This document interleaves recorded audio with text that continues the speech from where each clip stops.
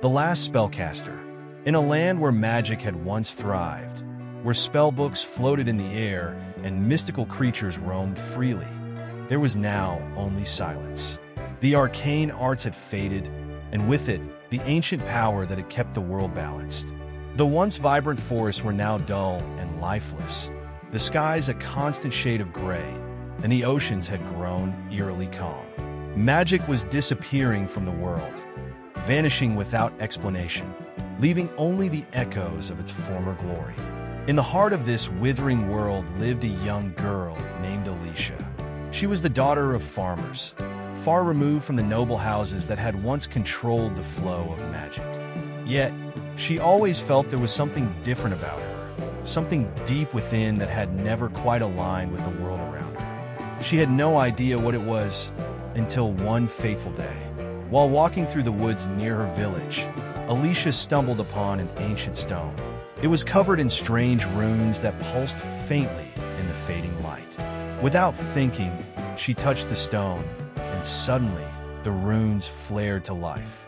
Her hand buzzed with an energy she'd never felt before. "Do you wish to know the truth?" a voice whispered in her mind. Alicia recoiled in surprise, but the voice was gentle and warm, like a memory from long ago. I don't understand," she stammered. "The world is dying," the voice continued. "Magic is slipping away from your realm. But you are the last spellcaster. You alone can restore balance." Alicia's heart pounded. She had no idea what this meant, but a strange sense of purpose began to take root within her.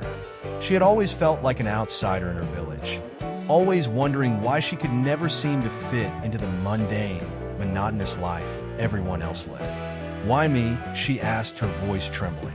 "Because you are the one the magic has chosen," the voice replied. "And you are the last hope for your world." The air around her began to shift, and the very earth beneath her feet seemed to respond to the magic awakening in her. With that, the runes on the stone grew brighter, and a vision began to form in her mind. She saw the realm's once great capital, a shining city surrounded by lush forests and flowing rivers. But now, the city was in ruin, its towers crumbling, and its people fighting among themselves for the last scraps of magic. The source of all magic, the Heartstone, had been shattered, its pieces scattered across the world, leaving only chaos in its wake. Alicia's journey was clear. She had to find the pieces of the Heartstone and restore magic before the world succumbed to oblivion. But there was one obstacle. There were others who sought to control the magic for their own selfish desires, willing to do anything to ensure that they alone held the power. The next morning, Alicia packed her belongings, unsure of where to start but certain of one thing. She could not let her world fall into darkness. As she walked away from the life she knew, the wind seemed to whisper her name, carrying with them the promise of adventure, danger, and destiny. She had no formal training, no teacher to guide her, but magic was alive within her now, and with each passing day, her powers grew stronger. Her fingers danced through the air, tracing sigils of light that flickered and faded, her words weaving ancient incantations she had never learned but somehow knew. Alicia's journey took her to the farthest reaches of the land, through forests of ash and cities overrun by shadows.